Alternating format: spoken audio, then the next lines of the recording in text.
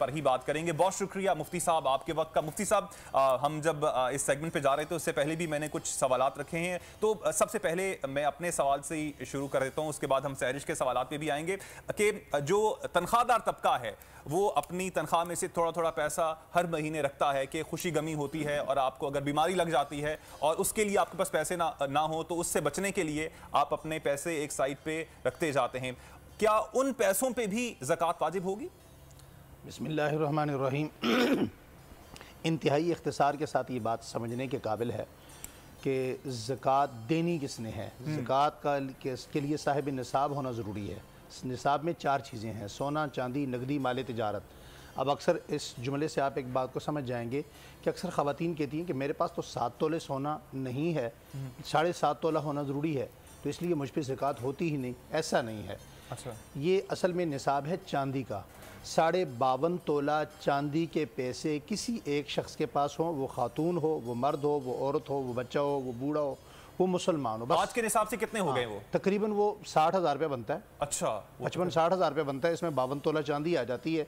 आज का रेट आप मार्केट में चेक कर सकते हैं। अगर वो सेविंग में पड़ा हुआ है? जी जी, सेवन में पड़ा हुआ है। 60,000 अगर किसी बंदे के पास 60,000 रुपये किसी बंदे के पास है और उस पर साल पूरा हो चुका है तो उसने उसकी ज़कात यानी कि अगर आपने 5 मुहर्रम को से सपोज अपने अकाउंट में एक सेविंग अकाउंट के अंदर ये पैसे रखे हैं तो अगले साल 5 मुहर्रम तक आप पर ज़कात वाजिब होगी, आपको देनी है।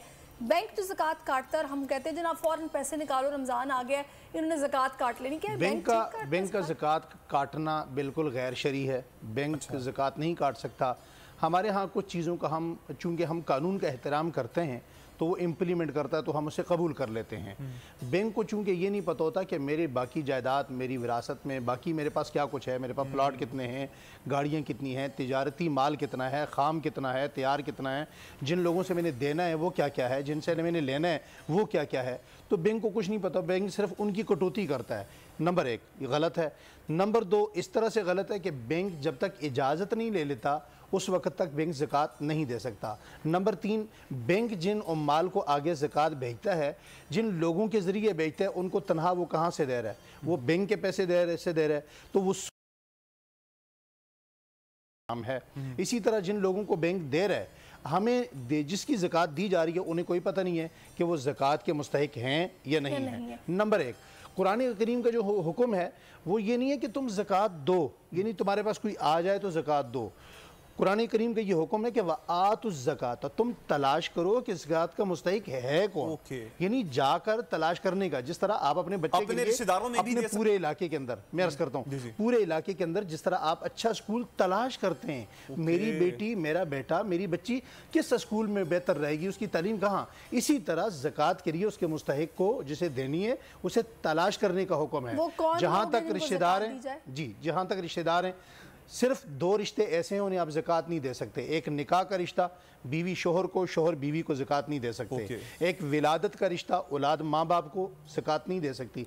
इसके अलावा आपके जितने रिश्तेदार हैं, बहनें हैं, भाई हैं, आप उन्हें ज़कात दे सकते हैं बशर्ते कि वो ज़कात के मुस्तहिक हों। आगे चलिए। अच्छा, अब एक मुस्तहिक का लेवल क्या होगा? लाइक हम कैसे जांचेंगे कि ज़कात के मुस्तहिक हैं? लाइक हो सकता है कि ज़रूरतमंदों में आते हैं, उनको ज़रूरत है और उनकी ज़रूरत का पूरा कर सकते हैं, या फिर ज़कात के लिए एक कोई ख़ास पैरामीटर है जिसको पूरा करना ज़रूरी है? देखिए, मुस्तहिक का अंदाज़ा आप उसके घर जाते हैं, उसकी फैमिली से खुद उसका अंदाज़ा हो जाता है। नंबर 1।